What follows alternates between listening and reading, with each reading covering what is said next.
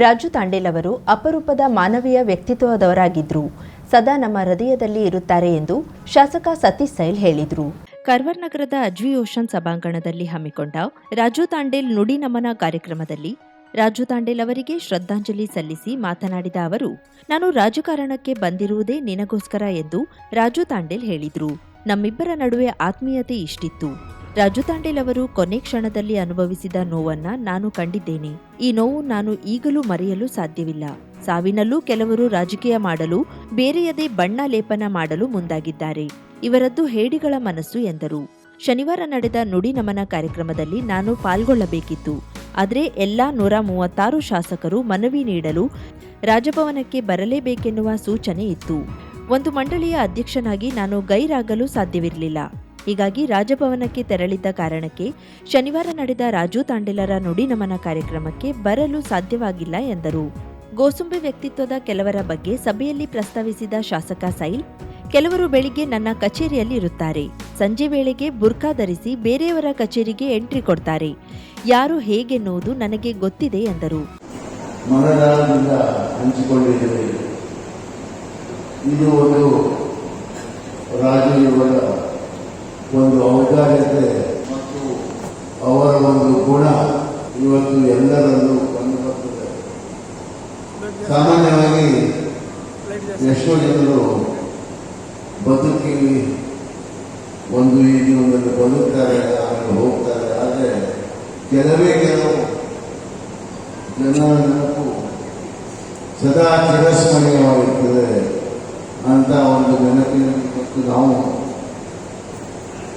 ರಾಜು ಅವರನ್ನು ನೆನಪಿಸುವಂತ ಒಂದು ಕಾರ್ಯ. ಇವತ್ತು ಬಹಳ ಜನ ತಮ್ಮ ಅನಿಸಿಕೆಯನ್ನು ಹೇಳಿ, ಆದರೆ ಆ ನೋವು ಅವನು ಏನಾಗಿತ್ತು, ಏನ್ ಸಂದರ್ಭ ಇತ್ತು ಅದು ನಮಗೆ ಸಂಪೂರ್ಣವಾಗಿ.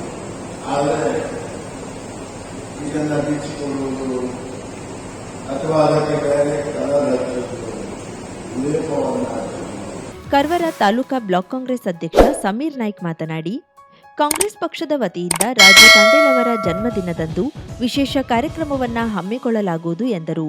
ಕನ್ನಡ ಸಾಹಿತ್ಯ ಪರಿಷತ್ ತಾಲೂಕಾ ಅಧ್ಯಕ್ಷ ರಾಮಾನಾಯ್ಕ್ ಮಾತನಾಡಿ, ರಾಜು ತಾಂಡೇಲ್ ಅವರು ಸಮಾಜಕ್ಕೆ ನೀಡಿದ ಕೊಡುಗೆ ತುಂಬಾ ದೊಡ್ಡದು ಎಂದರು. ರಾಜು ತಾಂಡೇಲ್ ಅವರು ಯಾವುದೇ ಅಧಿಕಾರ ಅಂತಸ್ತಿಗಾಗಿ ಬಯಸಿದವರಲ್ಲ, ಬಡವರ ಪಾಲಿಗೆ ಕೊಡುಗೈ ದಾನಿಯಾಗಿದ್ರು. ಅವರ ಸಾವಿನ ಸುದ್ದಿ ತಿಳಿದು ಸಾವಿರಾರು ಜನ ಕಣ್ಣೀರು ಹಾಕಿದ್ದಾರೆ ಎಂದರು.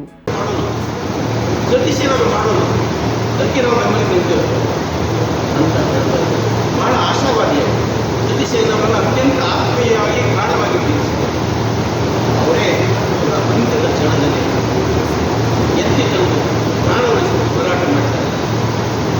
ದೈವ ಇಚ್ಛೆ ಬೇರೆಯಾಗಿ ಅವರ ಪ್ರಾಣ ಉಳಿಸಲಿಕ್ಕೆ ಸಾಧ್ಯವಾಗಿದೆ. ನಮಗೆ ಅತ್ಯಂತ ಗಾಢವಾಗಿ. ಕರ್ನಾಟಕ ವಿಶ್ವವಿದ್ಯಾಲಯ ಸಿಂಡಿಕೇಟ್ ಸದಸ್ಯ ಡಾಕ್ಟರ್ ಶಿವಾನಂದ್ ನಾಯಕ್ ಮಾತನಾಡಿ, ಹೃದಯ ರೋಗ ತಪಾಸಣೆ ಶಿಬಿರದ ಸಂದರ್ಭದಲ್ಲಿ ರಾಜು ತಾಂಡೇಲ್ ಅವರ ಹೃದಯದಲ್ಲಿ ಸ್ವಲ್ಪ ಸಮಸ್ಯೆ ಇದೆ ಎಂದು ಶಿಬಿರದ ವೈದ್ಯರು ತಿಳಿಸಿದ್ರು.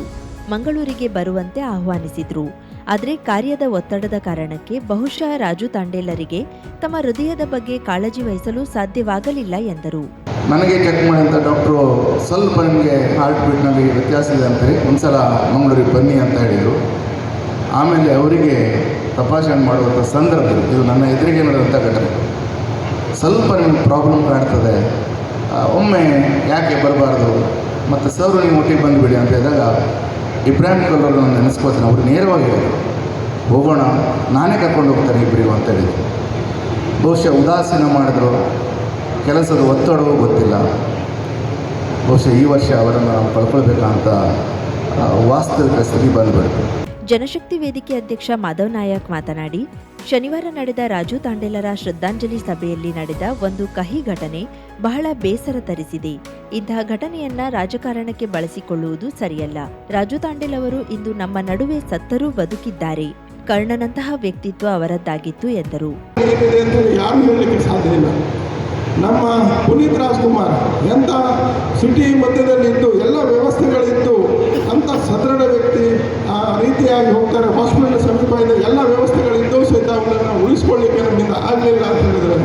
ಇದು ಯಾರು ಹೇಳಲಿಕ್ಕೆ ಆಗೋದಿಲ್ಲ. ಅದಕ್ಕೆ ಮೊದಲೇ ಪೂರ್ವ ಒಂದು ಎಲ್ಲ ಆರೋಗ್ಯ ತಪಾಸಣೆಯನ್ನು ನಾವು ಮಾಡಿಕೊಳ್ಬೇಕು. ನಾವು ಬಲಿಷ್ಠರಾಗಿದ್ದೇವೆ, ನಾನು ಜಿಮ್ಮಿಗೆ ಹೋಗ್ತೇನೆ, ನನಗೆ ಯಾವುದೇ ರೋಗಗಳು ಇಲ್ಲ ಅಂತ ಹೇಳುವಂಥದ್ದು ಯಾರೂ ತಿಳ್ಕೊಳ್ಬಾರ್ದು. ನಾವೆಲ್ಲ ಮನುಷ್ಯರು, ಒಂದಲ್ಲ ಒಂದು ಕಾಯಿಲೆಗೆ ಒಳಗಾಗಿರ್ತೇವೆ. ಹಾಗಾಗಿ ಈ ಸಂದರ್ಭದಲ್ಲಿ ಅವರಿಗೆ, ಅವರ ಕುಟುಂಬಕ್ಕೆ ಮುಂದಿನ ದಿನಗಳಲ್ಲಿ ಅವರಿಗೆ ಒಳ್ಳೆಯ ಸ್ಥಾನಮಾನ ಸಿಗುವಂತೆ ನಿಮ್ಮ ಪಕ್ಷದಲ್ಲಿ ಕಾರ್ಯ ಆಗಲಿ ಅಂಥೇಳಿ ನಾನು ಈ ಸಂದರ್ಭದಲ್ಲಿ ಅವರಿಗೆ ನಮಿಸುತ್ತಾ. ಮೀನುಗಾರ ಮುಖಂಡ ಗಣಪತಿ ಮಾಂಗ್ರೆ ಮಾತನಾಡಿ, ಚಿತ್ತಾಕುಲ ಗ್ರಾಮ ಪಂಚಾಯತ್ನಲ್ಲಿ ರಾಜು ತಾಂಡೇಲ್ ಅವರ ಪ್ರತಿಮೆಯನ್ನ ಸ್ಥಾಪಿಸುವ ಕಾರ್ಯ ಶಾಸಕರಿಂದ ಆಗಲಿ ಎಂದರು. ಜಿಲ್ಲಾ ವಿದ್ಯಾರ್ಥಿ ಒಕ್ಕೂಟದ ಅಧ್ಯಕ್ಷ ರಾಘುನಾಯ್ಕ್ ಮಾತನಾಡಿ, ರಾಜು ತಾಂಡೇಲ್ ಅವರು ಎಲ್ಲಾ ವಿದ್ಯಾರ್ಥಿಗಳಿಗೆ ಜಾತಿ ಮತ ನೋಡದೆ ನೆರವು ನೀಡುತ್ತಿದ್ರು. ಇಂದು ಟಾಗೋರ್ ಬೀಚ್ ಉಳಿಯಲು ಕೂಡ ಶಾಸಕ ಸೈಲ್ ಹಾಗೂ ರಾಜು ತಾಂಡೇಲ್ ಅವರು ಕಾರಣ ಎಂದರು. ಅವರು ನನಗೆ ಸದಾಕಾಲ ಒಂದು ಚಿರಋಣಿಯಾಗಿದ್ದಾನೆ. ಕರಾವಳಿ ಸಂಗಮೋತ್ಸವ ಕಾರ್ಯಕ್ರಮ ಮಾಡಿದಾಗಲೂ ಕೂಡ ನನಗೆ ಒಂದು 10,000 ನೀಡಬೇಕಿತ್ತು ಅವರು. ಅದು ನನಗೆ 25, 30, 35,000 ರೂಪಾಯಿ ಒಂದು ಡೊನೇಷನ್ ಅನ್ನು ಕೊಡ್ತಿದ್ರು. ಅಂಥ ವ್ಯಕ್ತಿ ನಾವು ಕಳ್ಕೊಂಡಿದ್ದೇವೆ. ಕರ್ನಾಟಕದಲ್ಲಿ ನಾವು ಪುನೀತ್ ರಾಜ್ಕುಮಾರನ್ನು ಹೇಗೆ ಕಳ್ಕೊಂಡಿದ್ದೀವೋ ಅದೇ ರೀತಿ ನಾವು ನಮ್ಮ ಜಿಲ್ಲೆಯಲ್ಲಿ, ಉತ್ತರ ಕನ್ನಡ ಜಿಲ್ಲೆಯಲ್ಲಿ ಅಂಥದ್ದೇ ಪುನೀತ್ ರಾಜ್ಕುಮಾರ್, ನಮ್ಮ ರಾಜು ತಾಂಡೇಲನ್ನು ನಾವು ಕಳ್ಕೊಂಡಿದ್ದೆ ಅಂತ ಹೇಳಿಕ್ಕೆ ನಾನು ಇಷ್ಟಪಡ್ತಾ ಇದ್ದೇನೆ. ನಗರಸಭೆ ಮಾಜಿ ಉಪಾಧ್ಯಕ್ಷ ಪ್ರಕಾಶ್ ನಾಯ್ಕ್, ಶಂಭು ಶೆಟ್ಟಿ, ಬಾಬು ಶೇಖ್ ಸೇರಿದಂತೆ ಹಲವರು ಈ ಸಂದರ್ಭದಲ್ಲಿ ತಮ್ಮ ಸಂತಾಪವನ್ನ ವ್ಯಕ್ತಪಡಿಸಿ ಮಾತನಾಡಿದರು.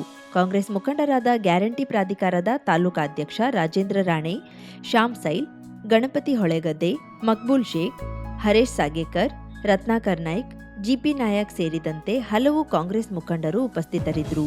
ಪುರುಷೋತ್ತಮ್ ಗೌಡ ಕಾರ್ಯಕ್ರಮ ನಿರ್ವಹಿಸಿದ್ರು. ಈ ಸಂದರ್ಭದಲ್ಲಿ ನೆರೆದ ಜನರು ರಾಜು ತಾಂಡೇಲರ ಭಾವಚಿತ್ರಕ್ಕೆ ಪುಷ್ಪ ನಮನ ಸಲ್ಲಿಸಿದ್ರು.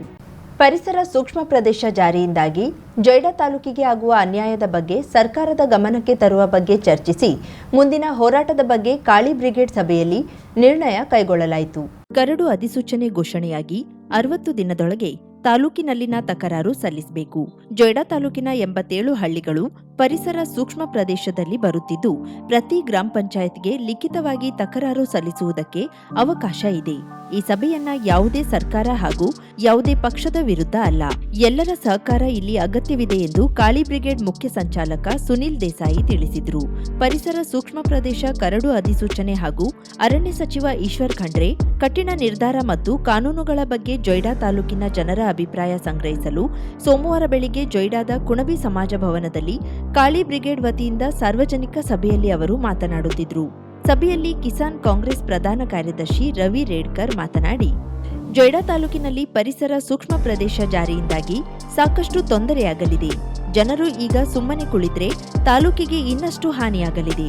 ನಮ್ಮ ಉಳಿವಿಗಾಗಿ ರಾಜಕೀಯ ಪಕ್ಷಗಳನ್ನ ಬದಿಗಿಟ್ಟು ಒಗ್ಗಟ್ಟಿನಿಂದ ಸೂಚಿಸಿ ನಿರ್ಧಾರ ತೆಗೆದುಕೊಳ್ಳುವ ಅಗತ್ಯವಿದೆ ಎಂದರು. ಗೋಪಾಲ್ ಭಟ್ ಶಿವಪುರ ಮಾತನಾಡಿ, ಒಂದು ನಿಯೋಗ ಹೋಗಿ ಅರಣ್ಯ ಸಚಿವರನ್ನ ಭೇಟಿ ಮಾಡಿ ನಮಗಾಗುವ ಸಮಸ್ಯೆಗಳ ಬಗ್ಗೆ ಚರ್ಚಿಸುವ ಕೆಲಸ ಮಾಡೋಣ ಮತ್ತು ಇಲ್ಲಿ ಪ್ರತಿಭಟನೆ ನಡೆಸಿ ಸರ್ಕಾರಕ್ಕೆ ಮನವಿ ಸಲ್ಲಿಸುವ ಕಾರ್ಯವನ್ನೂ ಮಾಡೋಣ ಎಂದರು. ಜೊಯ್ಡಾ ತಾಲೂಕಿಗೆ ಆಗುತ್ತಿರುವ ಹಾನಿ ಬಗ್ಗೆ ಪಕ್ಷಾತೀತವಾಗಿ ಹೋರಾಟ ಮಾಡುವುದಕ್ಕೆ ನಮ್ಮ ಬೆಂಬಲ ಸದಾ ಕಾಲ ಇದೆ ಎಂದು ಬ್ಲಾಕ್ ಕಾಂಗ್ರೆಸ್ ಅಧ್ಯಕ್ಷ ವಿನಯ್ ದೇಸಾಯಿ ಹೇಳಿದರು. ನಂತರ ಎಲ್ಲರ ಅಭಿಪ್ರಾಯ ಪಡೆದು ಮುಂದಿನ ದಿನದಲ್ಲಿ ವಿಶೇಷ ಗ್ರಾಮಸಭೆ ಅಧಿಸೂಚನೆ ಕರಡು ಜಾರಿಯಾಗುವುದಕ್ಕೆ ವಿರೋಧಿಸುವುದು ರಾಜಕೀಯ ಪಕ್ಷಗಳು, ಸಂಘ ಸಂಸ್ಥೆಗಳು, ಜನಪ್ರತಿನಿಧಿಗಳು, ಪತ್ರಕರ್ತರು, ಸಮಾಜ ಬಾಂಧವರು, ನಾಯಕರು, ಮುಖಂಡರು, ಅಧ್ಯಕ್ಷ ಪದಾಧಿಕಾರಿಗಳು, ಸಾರ್ವಜನಿಕರ ಜೊತೆಗೆ ಪಕ್ಷಾತೀತವಾಗಿ ಹಿರಿಯರ ಮುಖಂಡತ್ವದಲ್ಲಿ ಸಾರ್ವಜನಿಕರೊಂದಿಗೆ ಸೇರಿ ಬೃಹತ್ ಪ್ರತಿಭಟನೆ ಮಾಡಿ ಸರ್ಕಾರಕ್ಕೆ ಅಧಿಸೂಚನೆ ವಿರೋಧಿಸಿ ಮನವಿ ಸಲ್ಲಿಸುವ ಬಗ್ಗೆ ತೀರ್ಮಾನ ಕೈಗೊಳ್ಳಲಾಯಿತು. ಈ ಸಂದರ್ಭದಲ್ಲಿ ಕಾಳಿ ಬ್ರಿಗೇಡ್ ಮುಖ್ಯ ಸಂಚಾಲಕ ಸುನಿಲ್ ದೇಸಾಯಿ, ಕಿಸಾನ್ ಕಾಂಗ್ರೆಸ್ ಪ್ರಧಾನ ಕಾರ್ಯದರ್ಶಿ ರವಿ ರೇಡ್ಕರ್, ಬ್ಲಾಕ್ ಕಾಂಗ್ರೆಸ್ ಅಧ್ಯಕ್ಷ ವಿನಯ್ ದೇಸಾಯಿ, ಮುಖ್ಯ ಸಮಿತಿ ಅಧ್ಯಕ್ಷ ಉಮೇಶ್ ವೇಳಿಪ, ಮಾಜಿ ಅಧ್ಯಕ್ಷ ಸತೀಶ್ ನಾಯ್ಕ್, ಕಿರಣ್ ನಾಯ್ಕ್, ಸಮೀರ್ ಮುಜಾವರ, ಪ್ರಭಾಕರ್ ನಾಯ್ಕ್, ನಾರಾಯಣ್ ಹೆಬ್ಬಾರ್, ದಿನೇಶ್ ದೇಸಾಯಿ, ಕೆಎಲ್ ನಾಯ್ಕ್, ಆರಿಫ್ ಖಾದರ್ ಮೊದಲಾದವರು ಉಪಸ್ಥಿತರಿದ್ದರು. ಶ್ರಾವಣ ಮಾಸದ ಕೊನೆಯ ಸೋಮವಾರ ಗೋಕರ್ಣ ಮಹಾಬಲೇಶ್ವರ ಮಂದಿರದಲ್ಲಿ ವಿಶೇಷ ಪೂಜೆ ನಡೆಯಿತು. ಪ್ರತಿ ವರ್ಷ ಶ್ರಾವಣದಲ್ಲಿ ಅಧಿಕ ಸಂಖ್ಯೆಯಲ್ಲಿ ಭಕ್ತರು ಆಗಮಿಸುತ್ತಿದ್ರು. ಆದರೆ ಈ ಬಾರಿ ಪ್ರಕೃತಿ ಮುನಿಸು, ಮಳೆಯ ಅಬ್ಬರ ಮತ್ತಿತರ ಕಾರಣದಿಂದ ಭಕ್ತರು ಕಡಿಮೆಯಾಗಿದ್ದು ಸ್ಥಳೀಯರೇ ಹೆಚ್ಚಾಗಿದ್ರು. ಗೋವಾ, ಮಹಾರಾಷ್ಟ್ರದಿಂದ ಬಂದ ಭಕ್ತರು ಮುಂಜಾನೆ ದೇವರ ದರ್ಶನ ಪಡೆದು ಮಧ್ಯಾಹ್ನ ವಾಪಸ್ಸಾಗಿದ್ದು, ಪ್ರತಿ ಬಾರಿ ಶ್ರಾವಣ ಮಾಸ ಬಂದ್ರೆ ಜನರಿಂದ ತುಂಬುತ್ತಿದ್ದ ಕ್ಷೇತ್ರದಲ್ಲಿ ದಾಖಲೆ ಪ್ರಮಾಣದಲ್ಲಿ ಇಳಿಮುಖಗೊಂಡಿತ್ತು. ಮಹಾಬಲೇಶ್ವರ ದೇವಾಲಯದಲ್ಲಿ ಮೇಲುಸ್ತುವಾರಿ ಸಮಿತಿಯ ನೇತೃತ್ವದಲ್ಲಿ ಲೋಕ ಕಲ್ಯಾಣಾರ್ಥವಾಗಿ ಏಕಾದಶ ರುದ್ರಾಭಿಷೇಕ, ಸುವರ್ಣಶಂಖ ಗಂಗಾ ಜಲಾಭಿಷೇಕ, ಪಂಚಾಮೃತ ನವಧಾನ್ಯಾಭಿಷೇಕಗಳೊಂದಿಗೆ ವಿಶೇಷ ಪೂಜೆ ನೆರವೇರಿತು. ಆತ್ಮಲಿಂಗಕ್ಕೆ ನವರತ್ನ ಖಚಿತ ಸುವರ್ಣ ಕವಚ ತೊಡಿಸಿ ಬಿಲ್ವಾರ್ಚನೆ, ಸುವರ್ಣ ನಾಗಾಭರಣ ಅಲಂಕಾರದೊಂದಿಗೆ ವಿಶೇಷ ನೈವೇದ್ಯಗಳನ್ನು ಸಮರ್ಪಿಸಿ ದೀಪಾರಾಧನೆ, ಮಹಾಮಂಗಳಾರತಿ ಜರುಗಿದವು. ವೇದಮೂರ್ತಿ ಚಂದ್ರಶೇಖರ್ ಅಡಿಮುಳೆ ಪೂಜಾ ಕೈಂಕರ್ಯ ನೆರವೇರಿಸಿದ್ರು.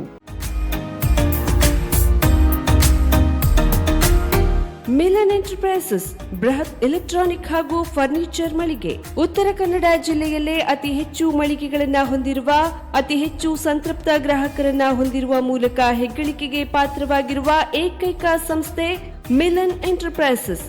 ನಮ್ಮ ಮಳಿಗೆಗಳಲ್ಲಿ ಪ್ರಸಿದ್ಧ ಕಂಪನಿಗಳ electronic refrigerator, washing machine, LED TV, ಎಸಿಗಳು ಲಭ್ಯ.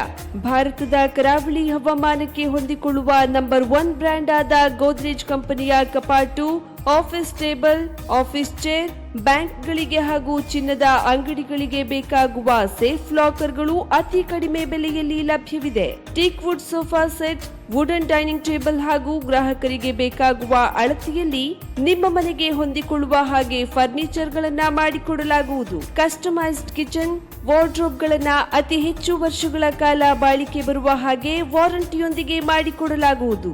ನಮ್ಮಲ್ಲಿ ಡ್ಯೂರಾಫ್ಲೆಕ್ಸ್, ಗೋದ್ರೇಜ್ ಕಂಪನಿಯ memory foam mattress, orthopaedic mattress, spring ಮ್ಯಾಟ್ರೆಸ್ಗಳು ಕಡಿಮೆ ಬೆಲೆಯಲ್ಲಿ ಲಭ್ಯ. ವಿವಿಧ ಕಂಪನಿಗಳ ನವೀನ ಮಾದರಿಯ ಮಿಕ್ಸರ್, ಗ್ರೈಂಡರ್, ಫ್ಯಾನ್, ಕುಕ್ಕರ್, ತವಾ, ಫ್ಲಾಸ್ಕ್, ಮೈಕ್ರೋ ಓವೆನ್ಗಳು ಲಭ್ಯವಿದೆ.